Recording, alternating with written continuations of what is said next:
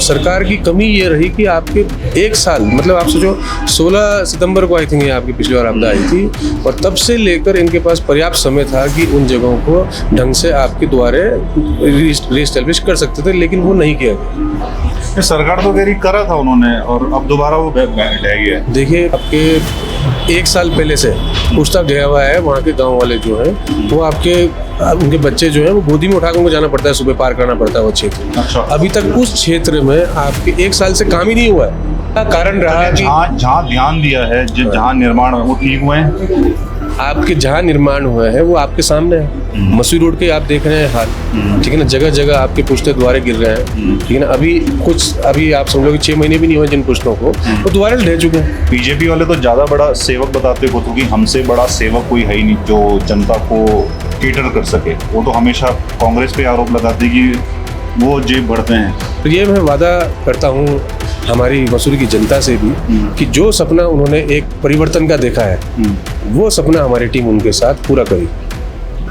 कांग्रेस ने हर गांव में, हर आपके शहर में, हर डिस्ट्रिक्ट में, अस्पतालों से लेकर, स्कूलों से लेकर, कॉलेजेस से लेकर, आईआईटी, आईआईएम, न जाने कितने आपके ऑर्डिनेंस फैक्ट्री, बेल हो गया, इतने इंस्टीट्यूशंस का एस्टैब्लिशमेंट किया कि उसकी बदौलत आज ये भारत यहाँ पर खड़ा है जहाँ हम आज हैं। सर, कांग्रेस के अंदर ही अभी काफी दावेदार है मसूरी विधानसभा से। आप भी उनमें से, कि आपको एक साल पहले ही आपने दावेदारी पेश की थी, और पिछली, मेरे ख्याल से पिछली आपदा में अकेले आप ही थे जो पूरे सब जगह जाके गांव-गांव, बहुत दूर दराज के गांव में भी आप गए थे।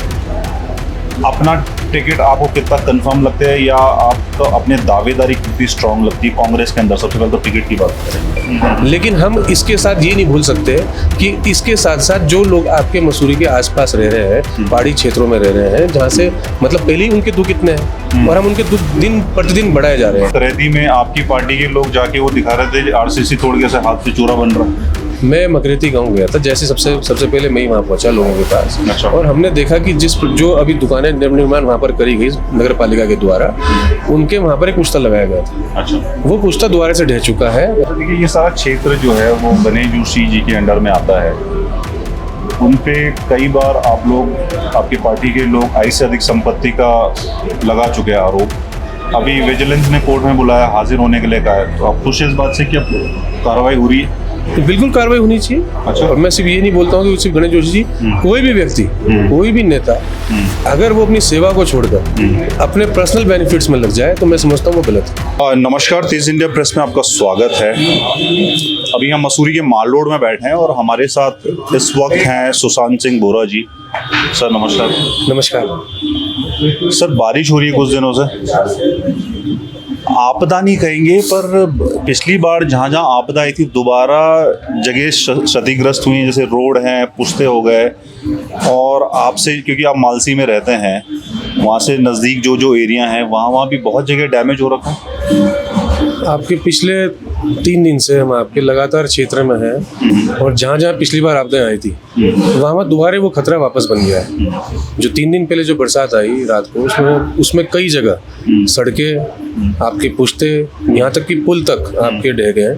और सरकार की कमी ये रही कि आपके एक साल, मतलब आप सोचो 16 सितंबर को आई थिंक ये आपकी पिछली बार आपदा आई थी, और तब से लेकर इनके पास पर्याप्त समय था कि उन जगहों को ढंग से आपके द्वारे रीएस्टैब्लिश कर सकते थे, लेकिन वो नहीं किया गया। सरकार तो कह रही करा था उन्होंने, और अब दोबारा वो ढह गया। देखिए, आप कई जगह भी ऐसी हैं। अभी हम जैसे आपके चमासारी की पंचायत में गए थे, ठीक है ना, वहाँ पर हमने जब देखा तो एक जगह तो आपके एक साल पहले से पूछताछ ढहा हुआ है। वहाँ के गांव वाले जो हैं वो उनके बच्चे जो हैं वो गोदी में उठाकर उनको जाना पड़ता है, सुबह पार करना पड़ता है वो क्षेत्र। अच्छा। अभी तक उस क्षेत्र में आपके एक साल से काम ही नहीं हुआ है, यहाँ तक कि वो मलबा ही नहीं हटा है। एक साल से खारा खेत में अभी एक साल से आप लगा लो कि अभी तक वो मलबा ही तक नहीं हटा है। वो रास्ता सुचारू नहीं कर पाए गांव वालों का।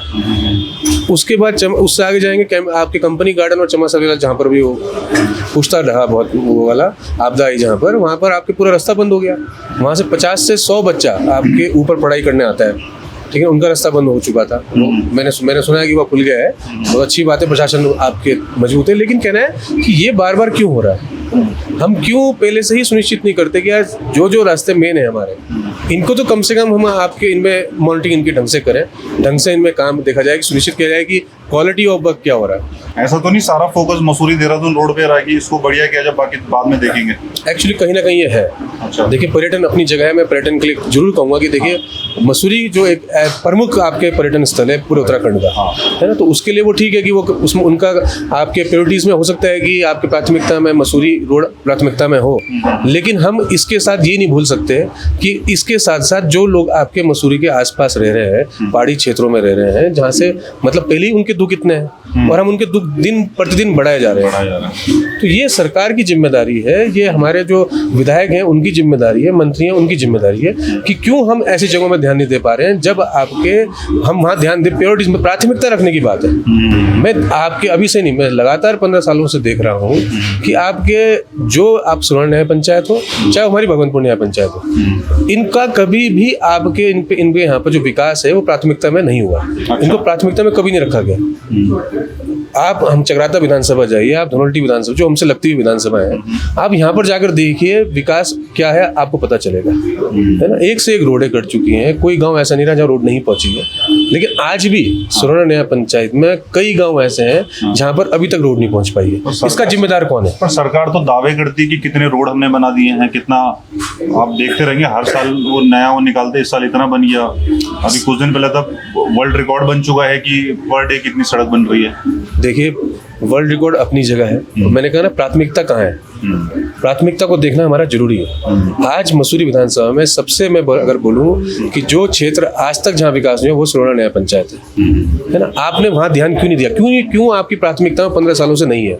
क्या कारण रहा कि जहाँ ध्यान दिया है, जहाँ निर्माण वो ठीक हुए हैं? आपके जहाँ निर्माण हुए हैं वो आपके सामने है। मसूरी रोड के आप देख रहे हैं हाल, ठीक है ना, जगह जगह आपके पुश्ते द्वारे गिर रहे हैं, ठीक है ना। अभी आप समझ लो कि 6 महीने भी नहीं हुए जिन पुश्तों को, वो द्वारे ढह चुके हैं। क्वालिटी ऑफ वर्क तो कहीं पर भी नहीं है, चाहे आप नंदा की चौकी का पुल देखिए, ठीक है ना। तो मतलब सरकार अगर जल्दबाजी में कोई काम करवा रही है तो वो उसकी क्वालिटी ऑफ वर्क तो चेक करे कि हाँ भाई क्वालिटी ऑफ वर्क तो ढंग से हो। मकरेदी में आपकी पार्टी के लोग जाके वो दिखा रहे थे आरसीसी तोड़ के से हाथ से चूरा बन रहा। मैं मकरेती गांव गया था, जैसे सबसे पहले मैं ही वहाँ पहुंचा लोगों के पास। अच्छा। और हमने देखा कि जो अभी दुकानें निर्माण वहाँ पर करी गई नगर पालिका के द्वारा, उनके वहाँ पर एक पुश्ता लगाया गया था। अच्छा। वो पुश्ता द्वारे से ढह चुका है आपके जो 3 दिन पहले। तो कहीं ना कहीं मेरा मानना है कि कहीं ना कहीं विफलता आपके फिर अधिकारियों की है कि क्यों सुनिश्चित नहीं किया जा रहा है आपके काम की क्वालिटी को, क्यों आपके ठेकेदारों की पेमेंट आपके एकदम करी जाती है। क्या 6 महीने रुक कर भी कर सकते थे कि भाई ये बरसात देख लेते कि भाई बरसात में वो रुकता है कि नहीं रुकता है। और बजरी वही है, पत्थर वही है, सब कुछ वही है, उसके बावजूद भी हम एक आपके अच्छा काम नहीं दे पा रहे, सीमेंट नहीं लगा पा रहे, सीमेंट नहीं लगा पा रहे। तो ये किसी कमी है, ये अधिकारियों की कमी है जिन्होंने वो काम को कराया। देखो आपके नगर पालिका ने वो काम करवाया, इसके लिए मैं धन्यवाद दूंगा उनका, लेकिन उसकी क्वालिटी ऑफ वर्क चेक करना भी हमारे प्रतिनिधियों की जिम्मेदारी है। उनको क्वालिटी ऑफ वर्क चेक जरूर करना चाहिए।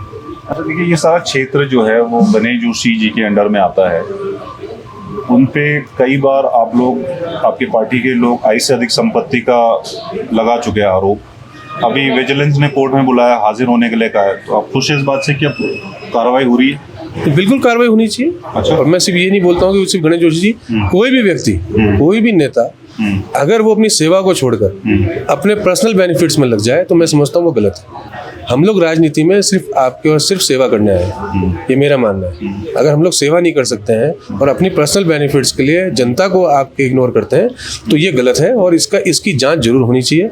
और मैं विजिलेंस का और आपके जितने भी इसके पीछे व्यक्ति थे उनका सबका धन्यवाद करता हूँ कि उन्होंने इसको उजागर किया। और हमें न्यायपालिका में पूरा भरोसा है कि 3 तारीख को जो सितंबर की जो उनको डेट मिली है उस दिन कोई ना कोई डिसीजन जरूर ऐसा आएगा जो मसूरी के लिए एग्जाम्पल नहीं बनेगा, वो पूरे उत्तराखंड के लिए एग्जाम्पल बनेगा, हर नेता के लिए एग्जाम्पल बनेगा कि वो अपनी संपत्ति को जोड़ने से पहले जनता की संपत्ति को बढ़ाए, आपके उत्तराखंड के आपके राजस्व को बढ़ाए। आपने जैसे कहा कि सेवा करनी है जनता की, वो आपका प्रथम लक्ष्य मतलब आप लोगों का रहता है। तो बीजेपी वाले तो ज़्यादा बड़ा सेवक बताते हो क्योंकि हमसे बड़ा सेवक कोई है ही नहीं जो जनता को केटर कर सके। वो तो हमेशा कांग्रेस पे आरोप लगाते कि वो जेब भरते हैं। देखिए अगर मैं हम आज़ादी से लेकर अब तक की बात करें, तो जब भारत आज़ाद हुआ था तब हमारे पास जो परिस्थितियाँ थी वो सबको पता है क्या थी। भूखमरी में हमारा देश जी रहा था, यहाँ तक कि अनाज भी हम पैदा नहीं कर पा रहे थे, है ना। स्कूल्स नहीं थे, कॉलेजेस नहीं थे, इंस्टीट्यूशंस नहीं थे, हमारे पास कुछ नहीं था। कांग्रेस ने हर गांव में, हर आपके शहर में, हर डिस्ट्रिक्ट में अस्पतालों से लेकर, स्कूलों से लेकर, कॉलेजेस से लेकर, IIT, IIM, न जाने कितने आपके ऑर्डिनेंस फैक्ट्री, बेल हो गया, इतने इंस्टीट्यूशंस का एस्टैब्लिशमेंट किया कि उसकी बदौलत आज ये भारत यहाँ पर खड़ा है जहाँ हम आज हैं। आज हम बोल सकते हैं कि हाँ, भारत बुलंदियों पे है। ये सिर्फ उन इंस्टीट्यूशंस की वजह से, उस आपके जो एक विज़न था हमारे जवाहरलाल नेहरू जी का, उस विज़न की बदौलत आज भारत यहाँ पर है। भाखड़ा नागल डैम हो, चाहे आपके नर्मदा डैम हो, ये सब की नींव जो रखी है वो नेहरू जी ने रखी। और नेहरू जी ने एक सपना देखा विकसित भारत का, वो सपना आज हम देख रहे हैं कि हम उस सपने पे बहुत तेजी से आगे बढ़ रहे हैं। और मुझे पूरा विश्वास है भारत एक दिन बहुत जल्द आपके नंबर 1 देशों में नंबर 1 होगा, और हमारी जो GDP है, जो हमारा विकास है, वो बहुत आगे रहेगा। और इसमें कहीं ना कहीं हम कांग्रेस गवर्नमेंट का बहुत बड़ा हाथ है। चाहे वो हरित क्रांति की बात करें हम, आपके इंदिरा गांधी जी के द्वारा 1971 के बाद, जब अमेरिका ने आपके हमारा अनाज भेजना बंद कर दिया, तो उन्होंने कहा ठीक है, हम अपना खुद करेंगे।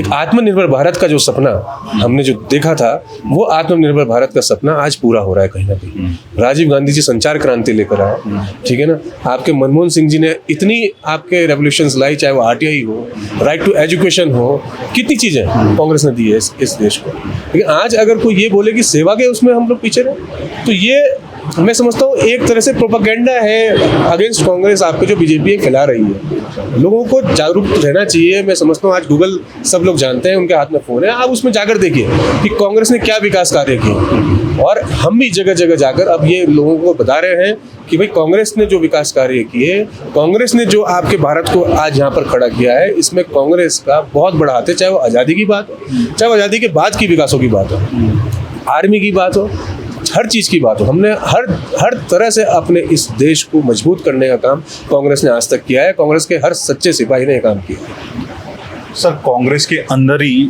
अभी काफ़ी दावेदार है मसूरी विधानसभा से।